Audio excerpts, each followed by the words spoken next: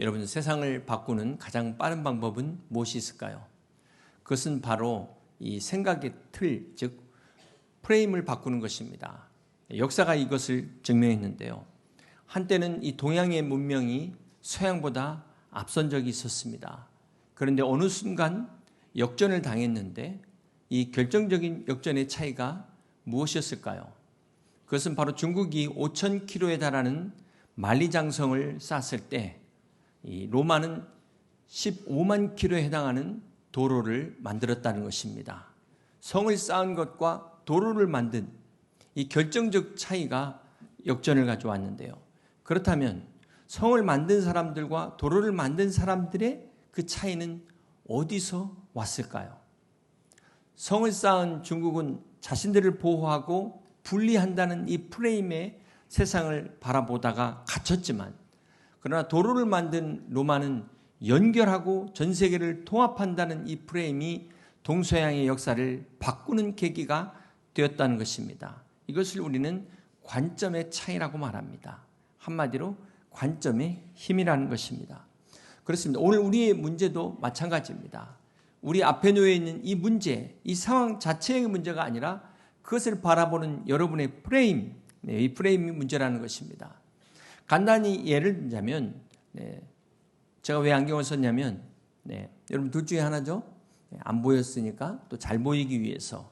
사실은 같은 말과 같은 행동이지만 전혀 다른 관점입니다. 안 보여서 썼다는 것은 부족한 부분을, 부족한 데 초점을 맞춘 부정적 관점이라면, 잘 보이기 위해서 썼다는 것은 목적과 개선에 초점을 맞춘 긍정적 관점이라는 것입니다.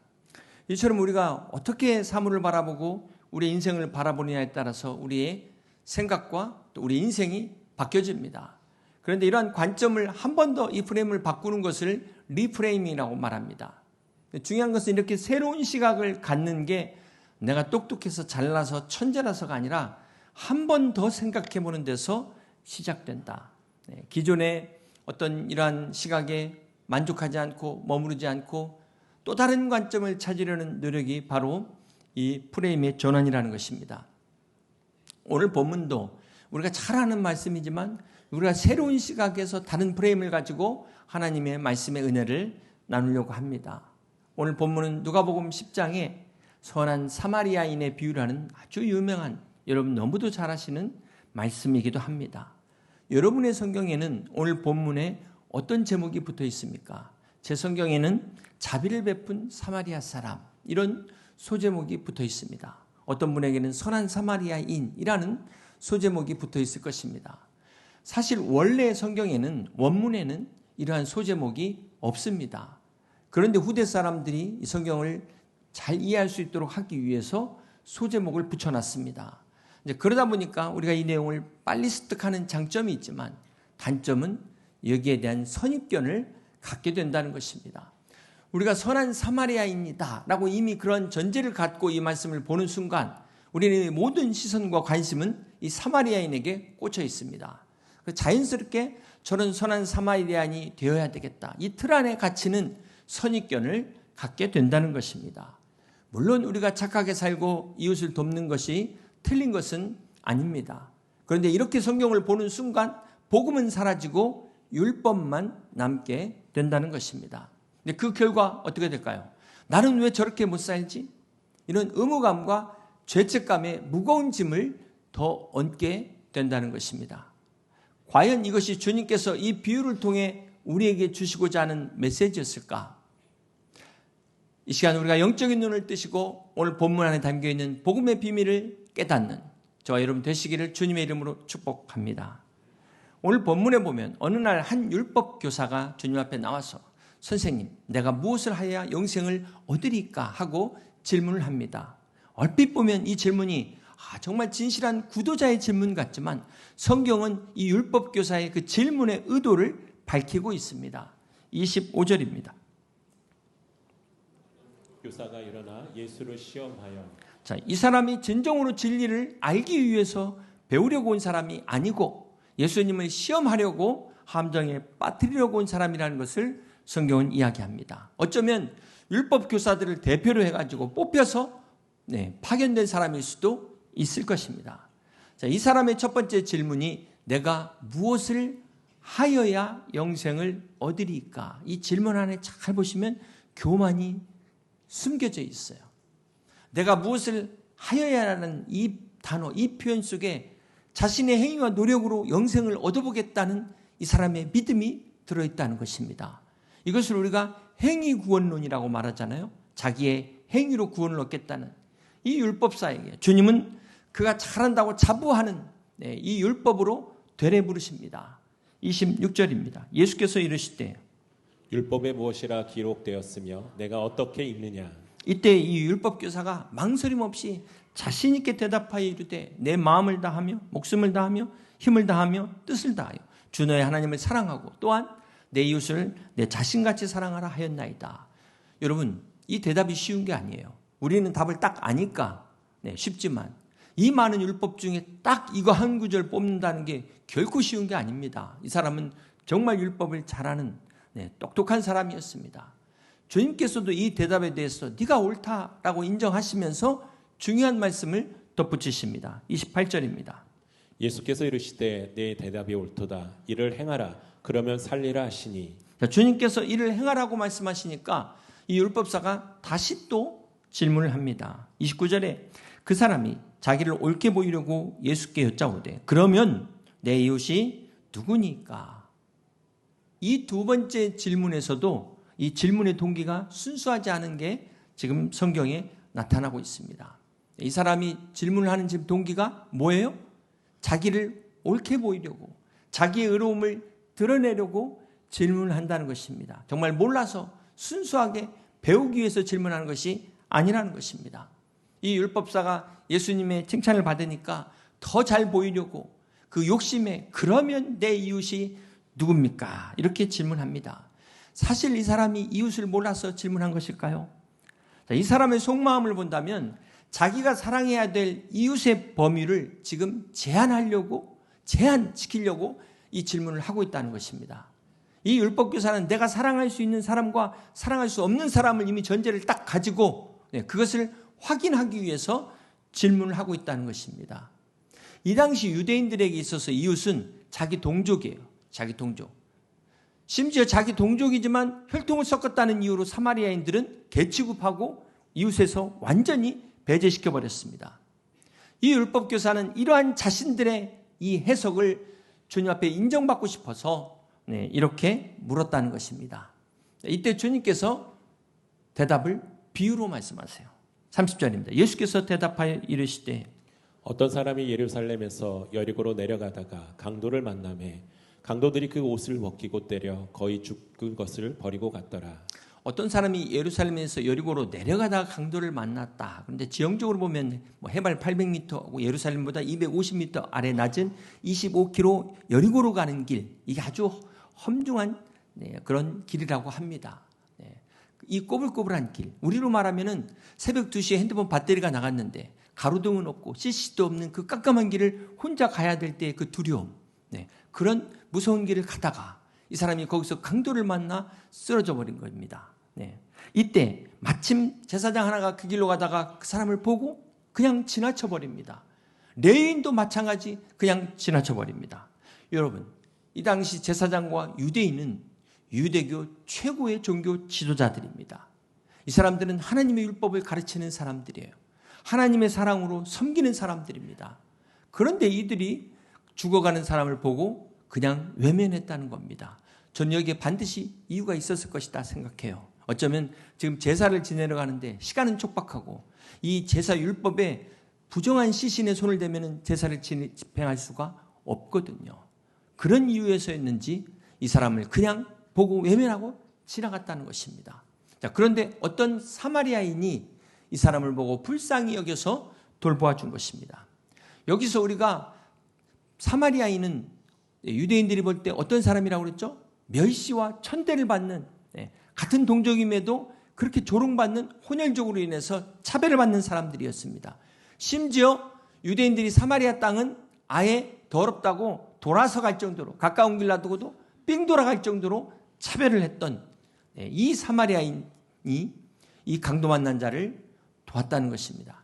율법 교사가 이 비유를 들으면서 얼마나 당황했을까요? 자신들이 존경하는 종교 지도자들은 막상 이 불쌍한 사람을 외면했는데 자신들이 멸시한 이 사마리아인이 진정한 사랑을 베푼 것에 대해서 참 이 사람이 그것을 들었을 때 얼마나 듣기 불편했을까요?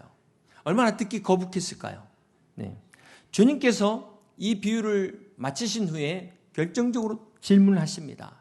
36절입니다. 내 생각에는 이 세 사람 중에 누가 강도 맞는 자의 이웃이 되겠느냐? 여기에 반전이 있습니다. 율법교사가 내 이웃이 누구냐? 네, 누구입니까? 라는 질문에 주님이 되레 질문하셨어요. 이 강도 만난 자의 이웃이 누구냐? 라고 주님이 재차 질문하신 것입니다. 여기서 질문의 관점이 전환이 됩니다. 율법교사의 질문인 내 이웃이 누구입니까? 자, 이 말 속에는 내가 지금 여력이 있어서 누군가 도와줄까 하는데 내가 도와줘야 될 사람의 범위가 어디까지일까요? 이런 의미를 가지고 있습니다.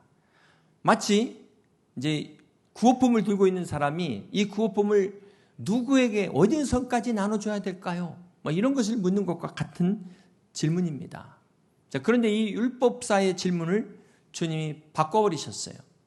내 이웃이 누굽니까? 라는 질문에 도리어 강도 만난 자의 이웃이 누구냐? 라고 주님이 질문으로 대답하신 겁니다. 이것은 무엇을 말할까요? 사실은 이 율법교사를 향해서 네가 도움이 필요한 사람이야. 네가 지금 누구를 도와줄까? 이거를 묻고 있지만 사실은 네가 강도 만난 사람이야. 그러니 네가 지금 내 이웃이 누굽니까? 라는 질문은 잘못된 질문이고 올바로 된 질문은 누가 나 좀 살려주세요. 내가 바로 강도 만난 자입니다. 이 질문을 해야 된다는 것을 가르쳐주고 있다는 것입니다.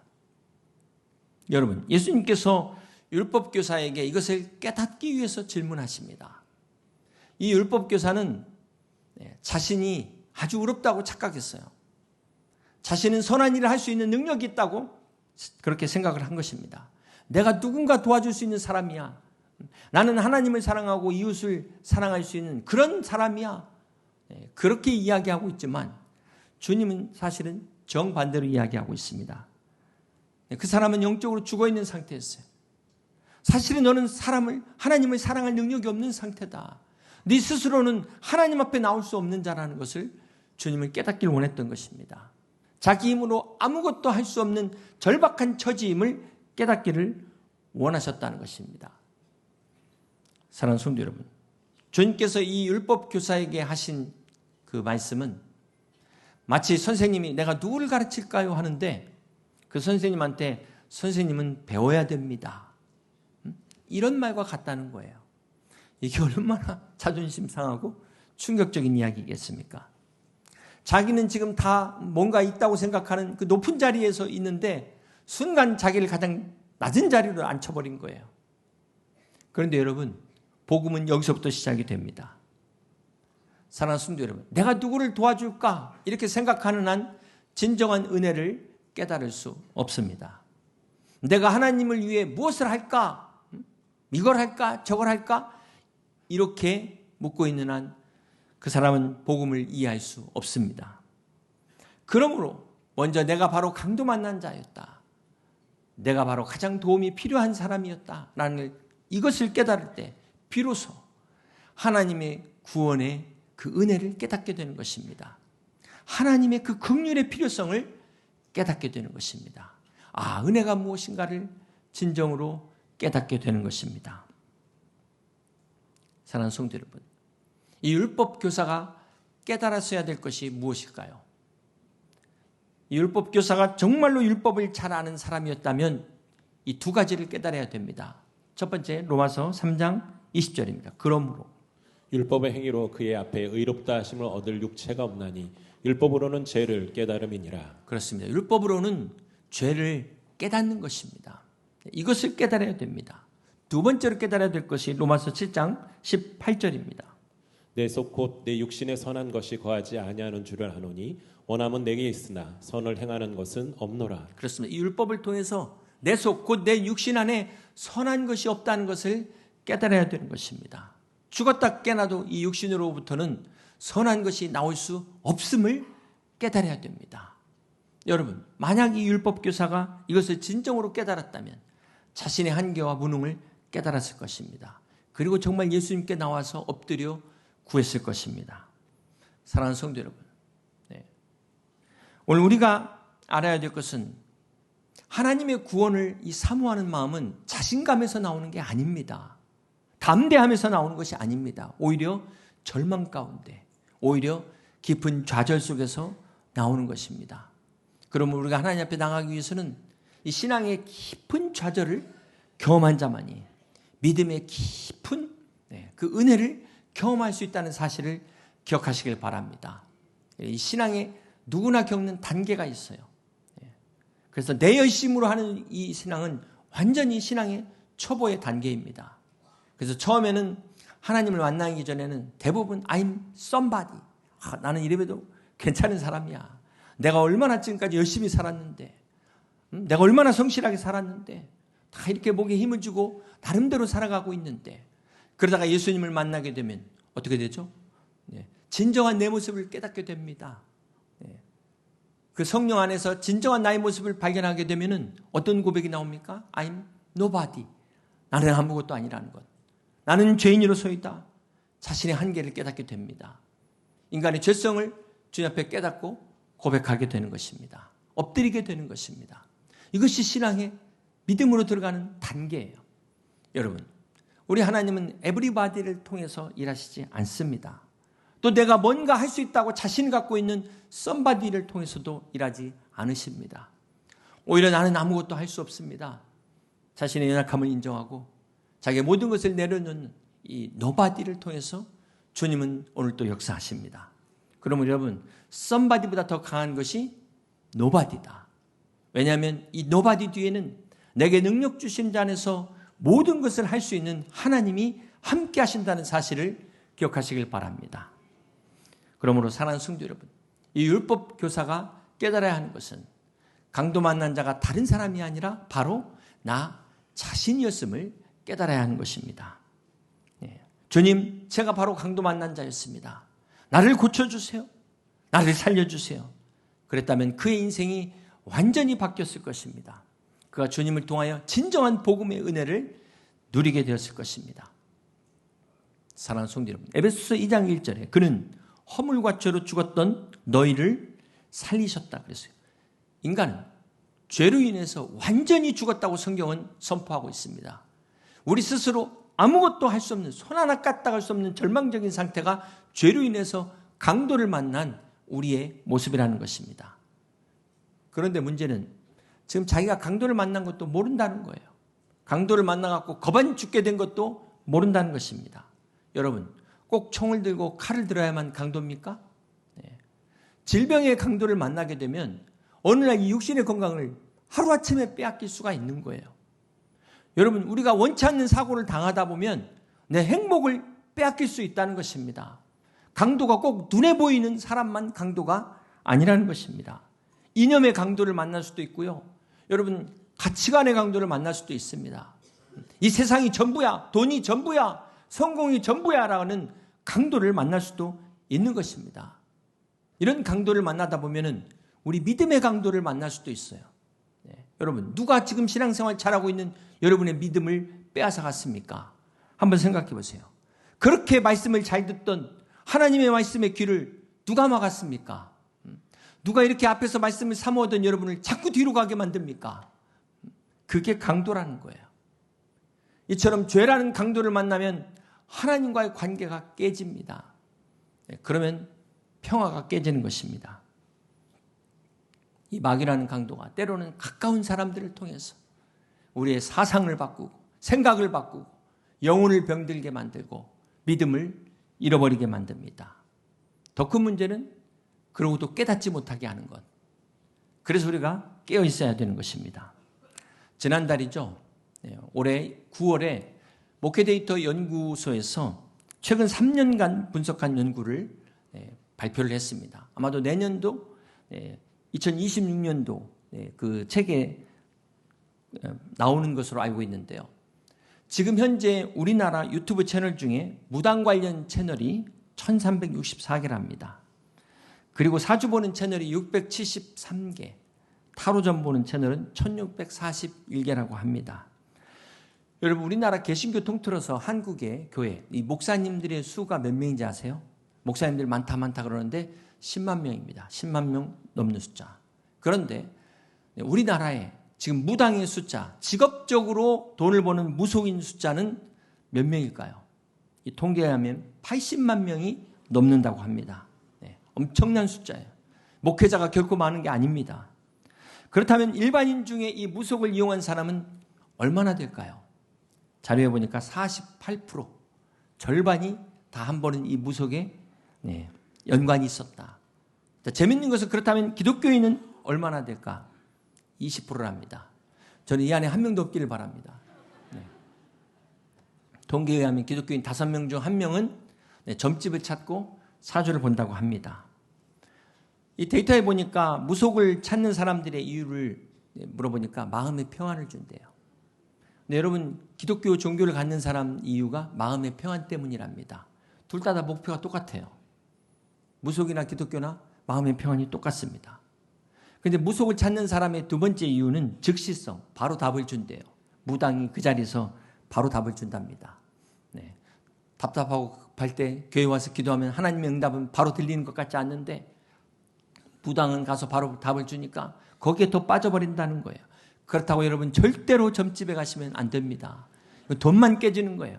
여러분 돈만 깨집니까? 결정적으로 하나님과 관계가 깨져요. 이게 더 큰 문제입니다. 사랑하는 성도 여러분, 성경에 하나님이 가증하게 여기시는 죄악의 첫 번째가 우상 숭배입니다. 이 무당 찾아가는 거예요. 절대로 양다리 걸칠 수 없습니다. 여러분이 무상이나 무속을 찾아가는 순간 하나님을 버리는 행위가 되는 거예요. 그렇기 때문에 이 영적인 사기꾼, 영적인 날강도에게 여러분의 믿음을 빼앗기지 않도록 깨어서 여러분의 믿음을 지키시기를 주님의 이름으로 축복합니다. 오늘 이렇게 신앙생활을 잘하는 성도님들 중에 미신적인 크리스찬이 있어요. 미신적인 신앙생활을 하는 사람들. 그것은 바로 이 하나님을 수단으로 여기는 겁니다. 하나님을 도깨비방망이로 여기는 순간 우리 기독교도 미신이 되어버려요. 어떤 눈앞에 어떤 형편이나 상황이나 여러분의 감각에 신앙을 두는 순간 우리의 신앙이 미신으로 변질되어 버린다는 것입니다. 그러므로 오늘 우리는 눈에 보이는 조건이나 환경이 아닌 하나님의 약속을 붙잡아야 돼요. 하나님의 말씀을 붙드는 것이 참된 믿음의 기초임을 믿으시기를 바랍니다. 사랑하는 성도 여러분, 오늘 본문에서 이 제사장과 레위인이 강도 만난 사람을 피해간 것은 어떤 의미가 있을까요? 영적으로 주는 교훈이 있습니다. 이 제사장과 레위인은 무엇을 대표한다고 그랬어요? 율법을 대표하는 사람들이에요. 무슨 말입니까? 율법은 절대로 죽어가는 사람을 살릴 수 없다는 것입니다. 율법은 절대로 죽은 사람을 살릴 수 없습니다. 로마서 3장 20절입니다. 그러므로 율법의 행위로 그 앞에 의롭다 하심을 얻을 육체가 없나니 율법으로는 죄를 깨달음이니라. 율법의 용도는 죄를 깨닫는 겁니다. 그 율법은 깨닫는 것에서 끝나는 거예요. 아무리 완벽한 율법일지라도 죄로 죽어가는 영혼을 살릴 수 없습니다. 율법은 마치 거울과 같아서 내가 얼마나 더러운지를 깨닫고 그것을 통해서 예수님 앞으로 나가도록 인도하는 것이 율법의 기능이요, 율법의 역할입니다. 이 율법교사가 이것을 깨달았다면 주님 앞에 나왔을 텐데 그는 그것을 깨닫지 못하고 이 율법을 통해 자기가 의로워진다고 착각했던 것입니다. 사랑하는 성도 여러분, 율법으로는 결코 우리가 의롭게 될 수 없음을 이 시간 이 말씀을 통해서 깨닫고 복음이 되신 주님 앞에 나오는 저와 여러분 되시길 주님의 이름으로 축복합니다. 그렇다면 이제 마지막으로 오늘 본문의 이 사마리아인은 과연 누구를 말할까요? 33절입니다. 어떤 사마리아 사람은 여행하는 중 거기 이르러 그를 보고 불쌍히 여겨. 이 사마리아 사람들은 유대인들에게 같은 동족에게 멸시받고 배척받는 그런 사마리아인이라고 말씀을 드렸습니다. 그런데 놀랍게도 이 비유에서 강도 만난 자를 구원한 사람이 바로 자신들이 멸시하고 배척했던 사마리아인이었다는 것입니다. 이것은 바로 이 사마리아인이 우리 주님의 모습을 예표하고 있습니다. 사마리아인이 유대인들의 멸시와 조롱을 받았던 것처럼 우리 예수님도 멸시와 천대와 조롱을 받으셨습니다. 여러분, 오늘 본문에서 사마리아인이 한 일을 한번 보세요. 이 사마리아 사람이 강도 만난 사람을 불쌍하게 여기고 돌본 것처럼 우리 주님께서는 우리를 불쌍히 여기시고 우리를 긍휼히 여기셔서 자기 생명을 내어주시기까지 우리를 사랑하시고 구원하셨습니다. 34절을 계속해서 봅니다. 가까이 가서 기름과 포도주를 그 상처에 붓고 싸매고 자기 짐승에 태워 주막으로 데리고 가서 돌보아 주니라. 이 사마리아 사람이 가까이 간 것처럼 주님은 하늘 영광 그 높은 보좌에서 우리에게 가까이 오시기 위하여 이 땅에 말씀이 육신으로 성육신하셨습니다. 그리고 기름과 포도주를 그 상처에 붓고 싸맨 것처럼 우리 주님께서는 자신의 보혈로 우리의 모든 죄를 깨끗이 도말하셨습니다. 이것이 예수 그리스도의 사역입니다. 또 자기 짐승에 태워 자신을 낮추시고 우리를 높이셨어요. 주막으로 데리고 가서, 주막이 여관입니다. 오늘 교회라는 이 여의도 침례교회 여관에 우리를 맡기셔서 우리의 영혼을 돌보시는 겁니다. 35절 그 이튿날 그가 주막 주인에게 데나리온 둘을 내어주며 이르되 이 사람을 돌보아주라. 비용이 더 들면 내가 돌아올 때 갚으리라. 데나리온 둘을 내어주면서 대가를 지불하잖아요. 값없이 주는 은혜입니다. 그러면서도 돌봐주라. 더 들면 내가 갚으리라. 네, 끝까지 책임지시는, 우리가 한번 믿으면 죽을 때까지 책임지시는 하나님의 사랑을 보여주고 있습니다. 사랑하는 성도 여러분, 이 얼마나 완전한 구원입니까?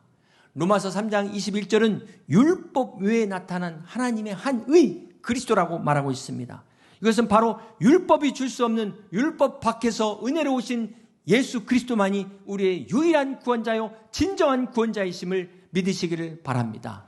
그러므로 우리는 우리의 선한 율법으로 구원받는 것이 아니라 오직 예수 그리스도, 오직 그 은혜로, 오직 믿음으로만 구원받는다는 사실을 기억하시기를 바랍니다. 사랑하는 성도 여러분, 오늘 본문의 마지막 결론이 36절입니다. 내 생각에는 이 세 사람 중에 누가 강도 만난 자의 이웃이 되겠느냐?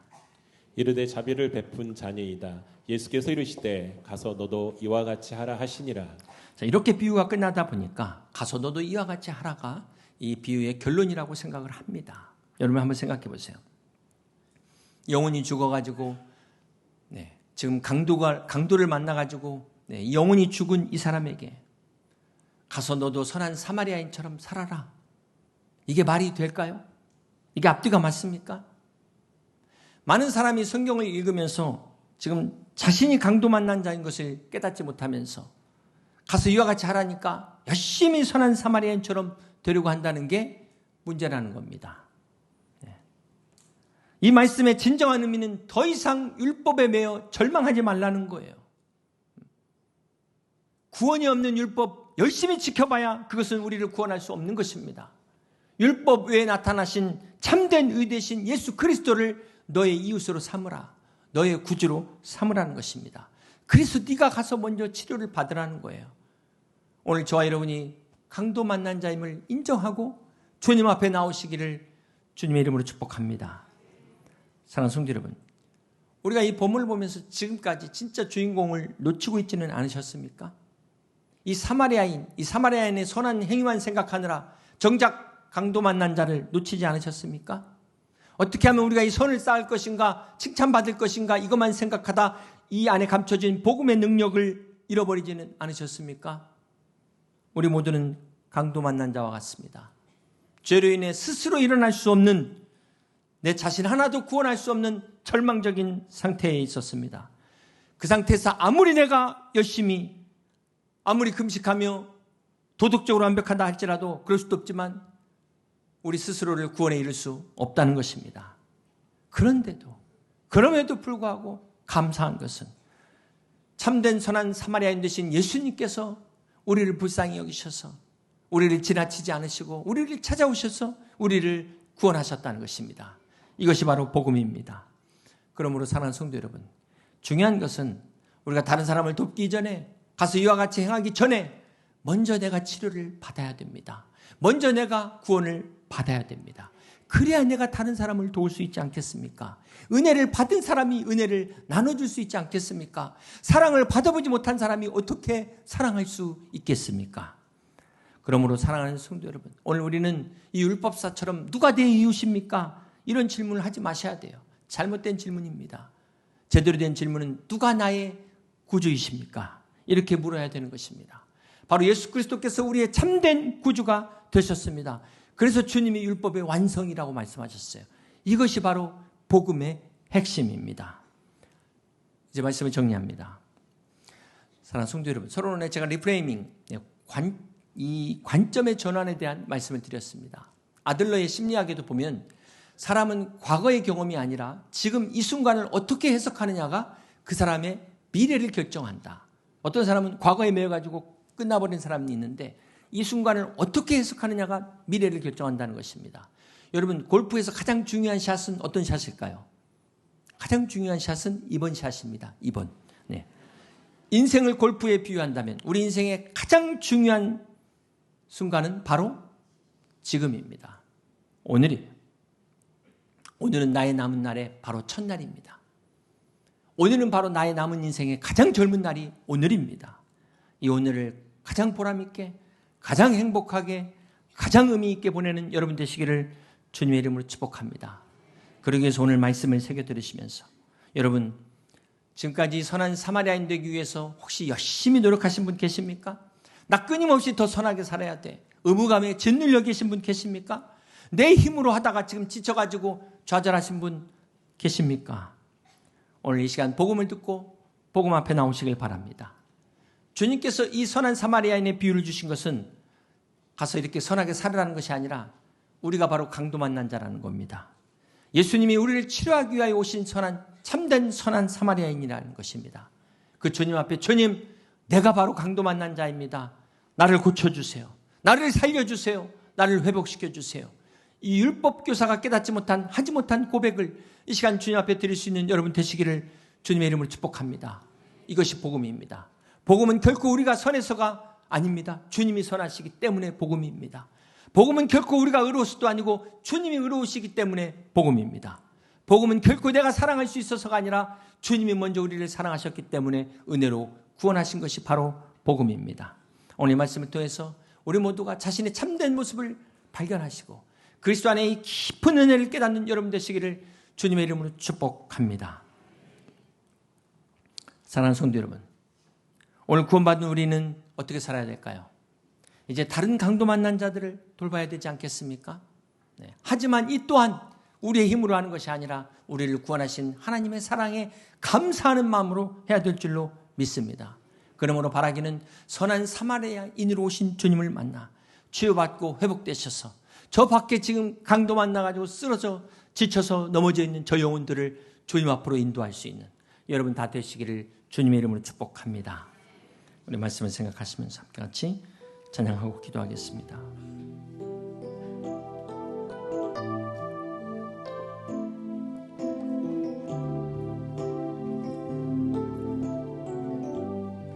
십자가 그 사랑,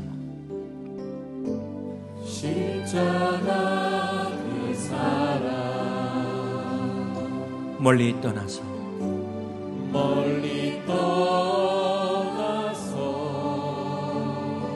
무너진 나의 삶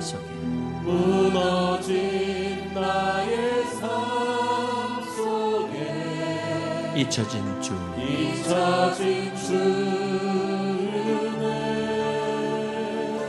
돌 같은 내 마음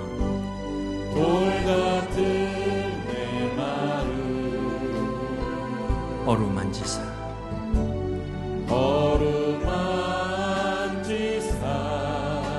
다시 일으켜 세우신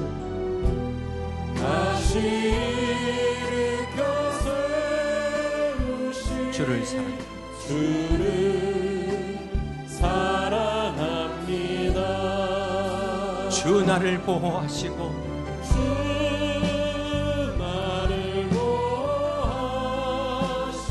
날 붙드시리.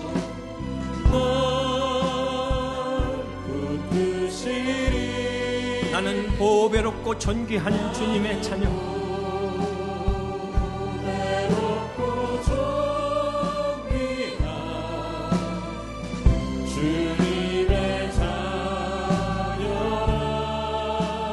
주 너를 보호하시고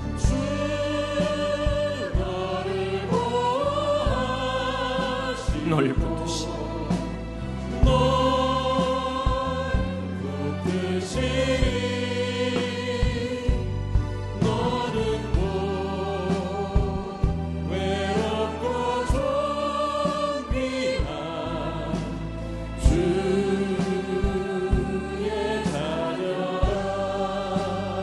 시간 함께 같이 기도하시겠습니다. 이 시간 함께 같이 기도하실 때 주님, 제가 바로 강도 만난 자였습니다. 나를 불쌍히 여겨 주시옵소서.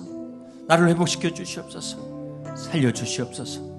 죄악으로 인해 짓밟히고 아무것도 할 수 없는 이 절망적인 존재를 불쌍히 여겨 주시옵소서. 그럼에도 불구하고 감사한 것은 주님께서 우리를 내버려 두지 않으시고 선한 사마리아인으로 오셔서 우리를 치유하셨습니다. 주님의 그 보혈로, 주님의 그 은혜로, 주님의 그 사랑으로 우리를 살리셨습니다. 구원하셨습니다. 오늘 이 주님의 은혜를 깊이 깨닫고 치료받은 자로서, 회복된 자로서 감사함으로 남은 인생 살게 하여 주시옵소서. 다른 강도 만난 자들을 불쌍히 여기며 그들을 주님 앞으로 인도할 수 있는 믿음의 삶을 살게 하여 주시옵소서. 함께 같이 기도합니다.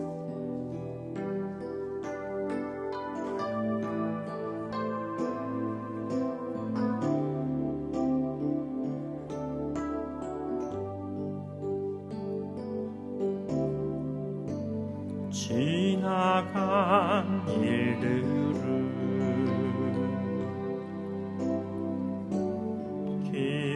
기억하지 않고 이전에 행한 모든 일 생각지 않으리. 사막의 강물과 길을 내시는 주, 내 안에 새일 행하신 주만 바라보리라. 주 나를 보호하시고 날 붙드시니 나는 보배롭고 존귀한 주님의 자녀라.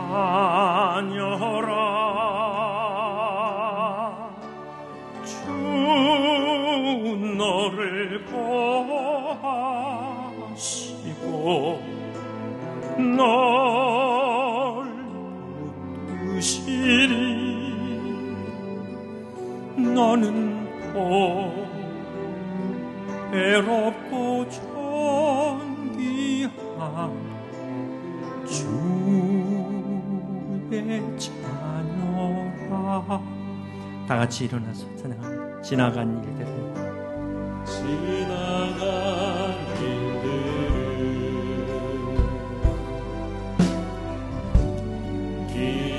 기억하지 않고 이전에 행한 모든 일 생각지 않으리. 사막의 강물과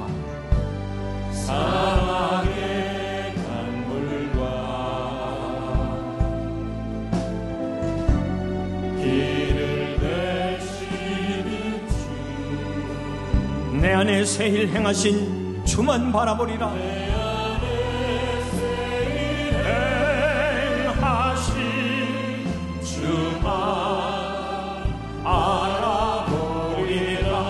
주 나를 보호하시고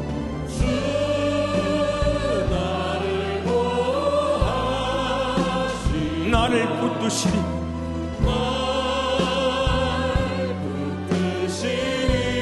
나는 보배롭고 존귀한 주님의 자녀임을 믿습니다. 외롭고 존귀한 주님의 자녀라.